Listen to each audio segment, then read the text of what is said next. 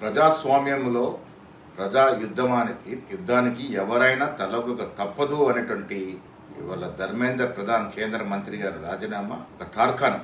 ప్రజాస్వామ్యంలో నియంత పోకడికి తావులేదని గతంలో రైతు చట్టాలు వెనక్కి తీసుకున్నప్పుడు ఇవాళ ధర్మేంద్ర ప్రధాన్ గారు రాజీనామా చేసినప్పుడు రుజువైంది. ఇది నైతికంగా ఈ దేశంలో ఉన్నటువంటి విద్యార్థి లోకం యొక్క విజయం. దీని వెనకాల రాహుల్ గాంధీ గారి యొక్క శ్రమ ఉంది. ఈ రెండింటి వల్ల ఇవాళ మోడీ గారు తల వంచక తప్పలేదు అనేటువంటి మాట స్పష్టమవుతా ఉంది. ప్రజాస్వామ్యంలో పౌరుల యొక్క ఆకాంక్షలకి వారి మాటలకి విలువ ఉండాలి. నియంత పోకడికి వెళ్ళి మేము మొండిగా వివరిస్తామంటే ఇది ప్రజాస్వామ్య పెద్ద దేశం ఉన్నటువంటి భారతదేశంలో చెల్లదు అని ఇవాళ ధర్మేంద్ర రాజీనామా వల్ల స్పష్టమవుతా ఉంది.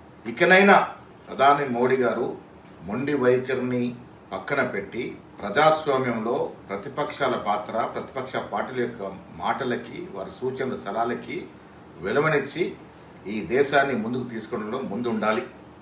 ఇవాళ నీటి విషయంలో జరిగినటువంటి అవకతవకలు, లాఠీ చార్జు, బాష్పాయవు, విద్యార్థులు విచక్షణారహితంగా కొట్టిన తీరు ఇలా ఈ దేశమే కాకుండా ప్రపంచ దేశాల్లో గరిస్తూ ఉన్నాయి. ఇక ముందు ఇలాంటి లీకేజ్ జరగకుండా సమగ్రమైన చట్టం తీసుకురావాల్సిన అవసరం ఉంది. పార్లమెంట్లో రాహుల్ గాంధీ గారు కోరిన విధంగా, ఖర్గే గారు సూచించిన విధంగా సమగ్ర చర్చ జరగాలి, సమగ్ర చట్టము రావాలి. చనిపోయినటువంటి విద్యార్థులు వారి కుటుంబాలని ఆదుకోవాలి. ఇంకా మిగతా డిమాండ్లు కూడా పరిపూర్ణంగా తీర్చిన తర్వాత మళ్ళీ పార్లమెంట్లో ఈ విషయంలో చర్చ జరగాలి.